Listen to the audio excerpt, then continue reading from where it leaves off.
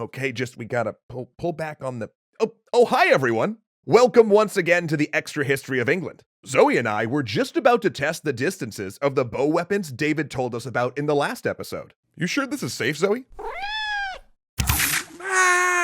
What the heck, you two? I'm so sorry, David. But without further ado, everybody, here's David Crowther of the History of England podcast.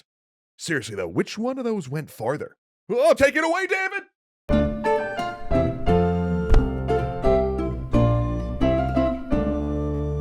At the end of the Battle of Crecy, Edward was finally able to greet the Black Prince, his son. "You are indeed my son, you have proved yourself worthy to rule a land," he said. In the Middle Ages, pillaging and murdering your way across northern France was clearly considered an appropriate father-son bonding opportunity.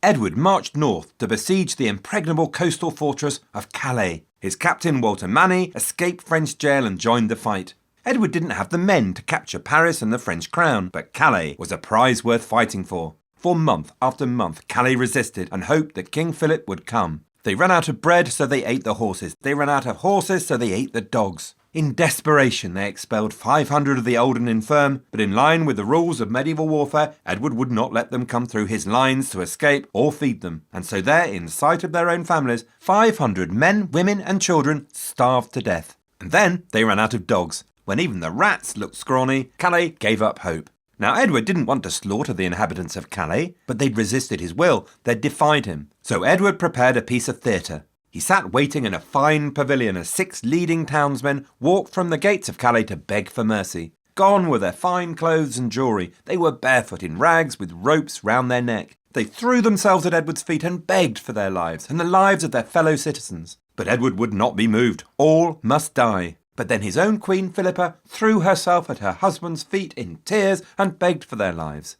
And finally, Edward relented. Here was the role of the medieval queen, to intervene so that the king could show mercy or generosity without losing face or appearing weak. England would keep Calais for 200 years, and it would be described by the French as a dagger aimed at the heart of France.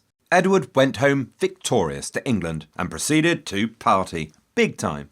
But while he parted, England received a tiny visitor, a bacterium called Yersinia pestis, which had travelled all the way from the Russian steppes. Yersinia lived in the guts of a flea. The flea lived on the black rat. The black rat loved the thatch and wooden beams of medieval houses and travelled the seas in merchant ships. Yersinia was not friendly. In fact, Yersinia was utterly lethal. When an infected flea bit a human, Yersinia spread into the human's lymph nodes and destroyed the immune system. As the body struggled to survive, obscene black buboes burst from under the skin, and so it would become known as the Black Death. Its speed was horrific. You might feel fine in the morning, a bit peaky at lunchtime, and be as dead as a nail by tea time. 45% of English men and English women died. England's population plummeted to 2 million. Europe's population fell by between 30 and 50%. The impact of the Black Death was profound and long-lived. Prices fell. Suddenly there were no labourers around, so lowly, wage-earning peasants had more power and freedom than they'd ever had. A lower population meant less men and material for war. Medieval man had no way to understand what had just happened to it, either economically or biologically. For them, this could only be the will of God. Edward decided that it was his duty to carry on as before. Medieval society was deeply conservative. It was the job of a king to protect his people, to make war, to enrich his followers and raise the reputation of his kingdom by celebrating his magnificence. Edward was good at glory. It was a personal talent. In 1352, he famously created the Knights of the Garter, a chivalric order of 24 knights that still exists today. Its patron saint was St. George, and in time the saint and his red cross would be the patron saint of all England. Meanwhile in France, the war became almost a private war. English captains raised companies of fighting men, archers, men-at-arms, pikemen, and went to France to win their fortune. These companies of men were called the Free Companies, and France was swamped by English free companies. So when Philip died and his son John became king, optimism swept across France. Handsome and brave, the new king was called John le Bel. Surely he would crush the English. John even created his own order of chivalry, the Order of the Star, to rival Edward's Order of the Garter. A little more dignified than a piece of underwear. Edward's son and heir, the Black Prince, had other ideas. In 1355 he set out on what became known to history as the Great Chevauchée, burning and pillaging through southern France, seemingly at will, unstoppable, with utter brutality, death and disease trailing in his wake.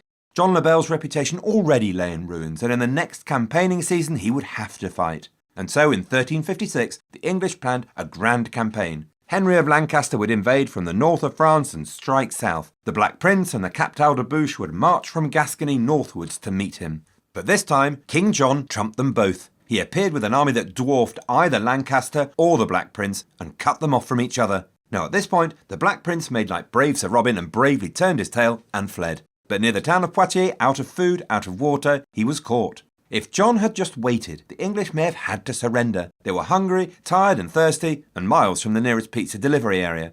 But if it was arrogance that made Philip fight at Crecy, John had no choice. For the future of his kingship, he needed to make these English bandits pay, and with double their numbers, a complete victory seemed assured. The French had learned lessons from Crecy. At Poitiers, their main attack was on foot. Hand to hand, the opposing knights hacked at each other, and slowly the smaller English army was forced back, and they were in danger of annihilation. But the Black Prince was his father's son. When all around was chaos, he found a small mounted force under the Captal de Buch and sent them to swing wide round the battlefield and appear in John's rear. And then over the screams and din of battle, he gathered some men together, told them to mount, and cried, "Advance in the name of God and St. George!" The French were shattered into pieces, to small, isolated groups of men, and the slaughter began. The slaughter was not for knights and nobles. No self-respecting soldier in the Middle Ages would be daft enough to kill a knight. The common soldiers and archers fine, no one cared about them, their job was to die. But killing a knight was against the rules of chivalry and good finance. Rather, you took the knight captive, the knight promised to honour any agreement and not to run away, you agreed a ransom, and then he was sent off to collect it for you. Simple as that. Throughout the 100 Years' War, the French and English nobility remained friends. They took part in tournaments, exchanged gifts, shared poetry, and married. War was a game in which the death of a noble was to be deeply regretted. And in the crush and chaos at Poitiers, there was one pair that everyone made sure not to kill. A knight in magnificent armour with his 14-year-old son at his side. The father was John le Bel, King of France. The boy was Philip, one day to be Duke of Burgundy. And amazingly, the English had captured the King of France himself. Within a few months, the captured king was the guest of honour at a season of tournaments and pageants in a London bedecked with flags and colour as England celebrated his humiliation. The following years ahead were some of the worst in French history. The medieval state could hardly function without a king, and France collapsed. English free companies descended like locusts on her corpse and feasted, burning, stealing, raping. Here is just one quote by a Frenchman. "The loss by fire of my village where I was born is to be wept for. The vines in this region were not pruned or kept from rotting. The fields were not sown or ploughed. There were no cattle or fowl in the field. No lambs or calves bleated after their mothers. The pleasant sound of bells was heard, not as a summons to divine worship, but as a warning of hostile intentions." And so John agreed to a treaty. He had no choice. The Treaty of Bretigny in 1360 gave away most of southwestern France and a massive king's ransom. France was on the edge, but that ransom was never paid, for John died in captivity in 1364, and the tide was about to turn.